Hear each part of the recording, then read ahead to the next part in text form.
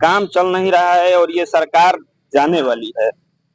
ये सरकार इतिहास की सबसे भ्रष्ट सरकार है और सबसे भ्रष्ट प्रधानमंत्री है। तो आप बोलेंगे तो मैं बोला दीजिए। आप जब कह रहे थे मेरी बात सुनिए, मेरी बात तय करने दीजिए। आप देखिए जैसे सपा गुंडाई करती थी, आप वैसे गुंडाई कर रहे हैं। आप हमेशा गुंडाई करते हैं। भाजपा सरकार हमेशा सहानुभूति संस्कार उनके अंदर, मोदी सरकार, मोदी जैसा प्रधानमंत्री कभी नहीं मिलेगा।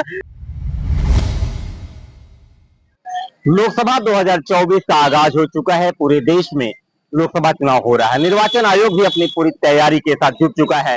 कई जगह चुनाव हो भी चुके हैं। 5वें चरण का चुनाव हो चुका है। बलिया की अगर बात करें तो बलिया का इस सलीमपुर संसदीय क्षेत्र के बांसडीह में मैं आया हुआ हूं, जहां पर लोग हमारे साथ कुछ मौजूद हैं। हम जानना चाहेंगे जी क्या माहौल रहेगा इस बार। माहौल ठीक है, इंडिया गठबंधन के पक्ष में है और जनता का आशीर्वाद रामाशंकर विद्यार्थी को यहाँ भरपूर मिल रहा है। लोग बदलाव चाहते हैं, लोग परिवर्तन चाहते हैं। इस जुल्मी सरकार से लोग उब गए हैं। महंगाई, बेरोजगारी, सड़क, पानी, सुरक्षा, महिला सुरक्षा से लोग तंग आ चुके हैं। लेकिन बात करें यहाँ सड़क की, आप बात करें सड़क, तो ये बाईपास में लग चुका है और सरकार के लोग भी कह रहे हैं कि सड़कों के मामले में जाल बिछा दिया गया है। मेरा मानना है, आपसे मैं जानना चाहता हूँ कि यह समाजवादी पार्टी की सरकार में यह सड़क बना, और आप ही बताएं, पूरी जनता से पूछिए आप कि इस पे अभी तक एक गिट्टी पड़ा है, रिन्यूअल हुआ है? आज 8 साल हो गए इस सरकार को बने हुए। यह पुरानी सड़क है, सपा गवर्नमेंट अखिलेश यादव के सरकार ने बनाया था और घिसी पिटी सरकार आज चला रही है इसको। गांव की सड़कें टूट गई हैं, हर गांव के संपर्क मार्ग टूट गए हैं। इस सरकार केवल झूठों की सरकार है, कोई लेना देना आम जनता से नहीं है। आम जनता से नहीं है। ये सरकार का ये मानना है लोगों का कि आम जनता से कोई मतलब नहीं है। जी हम आपसे जानना चाहेंगे, क्या कहेंगे? सरकार, योगी सरकार चल रही है और लगातार काम भी चल रहे हैं और चुनाव आ गया, काम क्या कोई नहीं चल रहा है। काम कहाँ चल रहा है? काम चल नहीं रहा है और ये सरकार जाने वाली है। ये सरकार इतिहास की सबसे भ्रष्ट सरकार है और सबसे भ्रष्ट प्रधानमंत्री है। और रहा सवाल चुनाव का, तो जो मोदी जी 400 पार का नारा दे रहे हैं, वो 40 पार नहीं कर रहे हैं। 40 पार नहीं कर रहे हैं। आप कुछ कहेंगे? क्या रहेगा मुद्दा इस बार? मेरा नाम पड़ेगा आदर्श का छात्र नेता, जो कि विगत 4 वर्षों से, मैं शासन चुनाव की बात कर रहा हूँ, विगत 4 वर्षों से निकम्मी सरकार जो है बीजेपी सरकार, जो कि शासन पर रोक लगा दी है, क्योंकि इसको अच्छी तरफ से मालूम है कि अगर ये शासन चुनाव होता है तो छात्र ही सरकार बनाती है, छात्र गिराती है। तो यहाँ पे ये जो सरकार है, ये चुनाव जो एबीवीपी है, जो ये संगठन जो है, वो हमेशा हारती है। यहाँ पे सपा हावी है, सपा ये निर्दलीय चुनाव जीतते हैं। और ये सरकार और यहाँ पर रही बात यहाँ के प्रत्याशी रविंद्र कुशवाहा की, जो कि क्षेत्र में वो दिखते ही नहीं है, कहीं यहाँ पे कहाँ दिखते हैं वो। और रही बात यहाँ सरकार की, अगर रविंद्र कुशवाहा दिखाई नहीं देते तो तीसरी बार बीजेपी ने उन पर भरोसा जताया है। सुनिए, इस बार चुनाव होने वाला है, जनता बनाम सरकार, और जनता बनाम सरकार जब चुनाव होता है तो सबसे भारी कौन होता है? जनता होती है। वो का कहना है कि इस बार सिखा देगी ये जनता का। आप क्या कहेंगे? जी अभी 10 साल, आपने अभी कहा कि 10 साल में 10 साल 2 बार चुनाव जीते हैं, तो 10 साल पहली बार 15 लाख रुपए खाता पे जीत गए, और दूसरी बार रोजगार के नाम पे जीत गए, और तीसरी बार इनके पास कोई मुद्दा बचा नहीं है।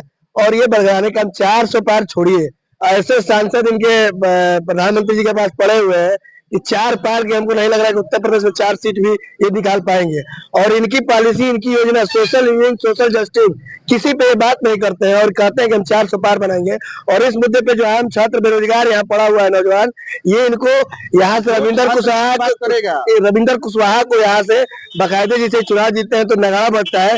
इस बार इनकी विदाई काउंटिंग यहाँ से नगाड़ा के साथ वापस सलेमपुर लोकसभा से। यहाँ के सांसद रविंद्र कुशवाहा का कहना है कि 10 साल में जो बताया जा रहा है, अगर पूरे देश में 10 अगर सांसद काम किए होंगे तो उसमें टॉप 10 में मेरा नाम होगा। आप छोड़िए, आप मीडिया नहीं, आप मीडिया है, आप लोकतंत्र के चौथे स्तंभ है। आप इस नगर पंचायत वहां से स्टार्ट होता है और फतेह सागर पोखरा लगभग 2-2.5 किलोमीटर, एक शिलान्यास पट उनके नाम से इन 10 सालों में कोई योजना, किसी भी तरह की योजना का उन्होंने उद्घाटन किया हो, तो मैं कह रहा हूँ कि रविंद्र कुशवाहा के साथ हम सभी चले जाएंगे।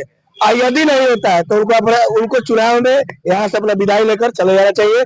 बिल्कुल, ये रविंद्र कुशवाहा का भी कहना है कि हमने अगर 10 साल में काम किया है और 10 का टॉप 10 में अगर नाम देखा जाएगा तो रविंद्र कुशवाहा का नाम होगा। लेकिन और भी लोग हमारे साथ हैं, ये हम आपसे जानना चाहेंगे। मेरा नाम भूपेंद्र कुमार पांडे, कांग्रेस का मैं ब्लॉक अध्यक्ष हूँ।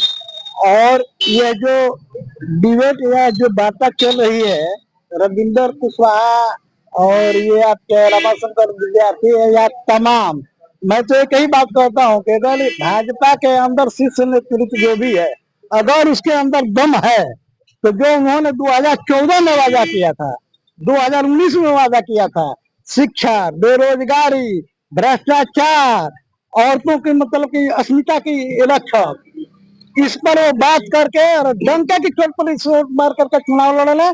और इस तरह से अगर वो चुनाव लड़ेंगे सही मुद्दा लेकर के तो उसके बाद जो है सो उनको फिर पता नहीं चलेगा कि कहाँ पर है। और रह गया सवाल रमाशंकर विद्यार्थी का और प्लस इनका रविंद्र कुशवाहा जी का, तो मैं आप पत्रकार लोगों से हाथ जोड़ करके विनती करता हूँ कि एक तरफ रविंद्र कुशवाहा को बैठा दीजिए और एक तरफ रमाशंकर विद्यार्थी को बैठा दीजिए और दोनों में डिबेट करा करके देख लीजिए और इसी पर उनका निर्णय करा लीजिए। धन्यवाद। ये लोग हैं यहाँ के जो दोनों प्रत्याशियों का डिबेट कराना चाह रहे हैं, लेकिन बात करेंगे और भी कुछ लोग हैं हमारे साथ। जी, क्या कहेंगे आप कि चुनाव चल रहा है? मेरा नाम मौलिक मिश्रा सिंपी पड़ेगा। मुझे हंसमुख चेहरे से कहना पड़ेगा कि सर कह रहे हैं लोग कि मैं चेहरा तो नहीं देखा हूँ, जो तीसरी बार चुनाव जीतने जा रहा है।